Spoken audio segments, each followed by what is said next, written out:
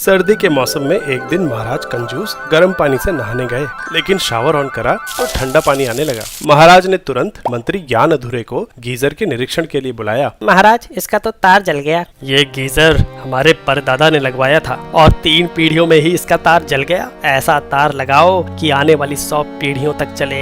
जो आ गया महाराज। मंत्री दुकान तार लेने गया, लेकिन वहाँ तो कई तरह के तार थे, कुछ पतले तो कुछ मोटे। पिछला तार गर्म होने की वजह से जला था, अब उससे पतला तार लूं या मोटा? कौन सा तार कम गर्म होगा? उसने फिजिक्स की किताब पढ़ी। तार का गर्म होना उसकी रेजिस्टेंस पे डिपेंड करता है, जो कि क्रॉस सेक्शनल एरिया पे निर्भर करती है। मोटा तार मतलब कम रेजिस्टेंस और पतला तार मतलब ज्यादा। लेकिन किताब में हीट लॉस के 2 फॉर्मूले थे। एक फॉर्मूले में तो रेजिस्टेंस बढ़ने पे कम हीट जनरेट होगी और दूसरे में ज्यादा। कौन सा सही है? एक्सपेरिमेंट करके देखता हूँ। उसने 1 और 5 ओम के 2 रेजिस्टर्स लिए और उन्हें ऐसे एक बैटरी से जोड़ दिया। कुछ देर बाद जब उन्हें टच करके देखा तो 1 ओम का रेजिस्टर ज्यादा गर्म था और 5 ओम का कम। मतलब ये वाला फॉर्मूला सही है, ज्यादा रेजिस्टेंस वाला तार कम गर्म होगा, वही लेना चाहिए। ज्ञान अधूरे ने पतला तार ले लिया, जिसका क्रॉस सेक्शनल एरिया पिछले तार का 1/4 था, तो सेम लंबाई के लिए इसका रेजिस्टेंस 4 गुना ज्यादा होगा। वो खुशी खुशी पतला तार लेके गया और गीजर से जोड़ दिया। पर ये क्या, गीजर ऑन करने के थोड़ी देर बाद ही तार जल गया। ये क्या हुआ?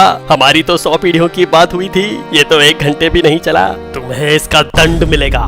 महाराज, एक और मौका दे दीजिए प्लीज। एक और मौका तो मिल गया, लेकिन मंत्री ज्ञान अधूरे से गलती कहाँ हुई? मंत्री के एक्सपेरिमेंट में बड़े रेजिस्टर पे हीट लॉस कम हुआ, वहीं गीजर में तार का रेजिस्टेंस बढ़ाने पे हीट लॉस बढ़ गया। हाँ, ऐसा कैसे हुआ? क्योंकि तुम्हारे एक्सपेरिमेंट में रेजिस्टर्स पैरेलल में लगे थे और गीजर में सीरीज में। बैटरी से लगे दोनों रेजिस्टर्स के अक्रॉस वोल्टेज फिक्स था, इसलिए इस फॉर्मूले से हीट का सही अनुमान लग गया, जिसमें रेजिस्टेंस बढ़ाने पे उसके अक्रॉस हीट लॉस कम होगा। गीजर वाले सर्किट में 2 रेजिस्टर्स सीरीज में लगे हैं। एक रेजिस्टर है गीजर की कॉइल और दूसरा इस तार की रेजिस्टेंस। इस केस में दोनों रेजिस्टर्स के अक्रॉस वोल्टेज अलग अलग होगी, लेकिन करंट बराबर होगा। इसलिए यहाँ हीट लॉस का ये वाला फॉर्मूला इस्तेमाल करना ज्यादा सही रहेगा। ये करंट ओम्स लॉ से निकाल सकते हैं। गौर करने वाली बात यह है कि हीटर का रेजिस्टेंस तार से बहुत ज्यादा है, इसलिए मोटे और पतले दोनों तारों के लिए करंट की वैल्यू लगभग बराबर होगी। क्योंकि पतले तार का रेजिस्टेंस 4 गुना ज्यादा है, इसलिए तार में हीट लॉस भी 4 गुना हो गया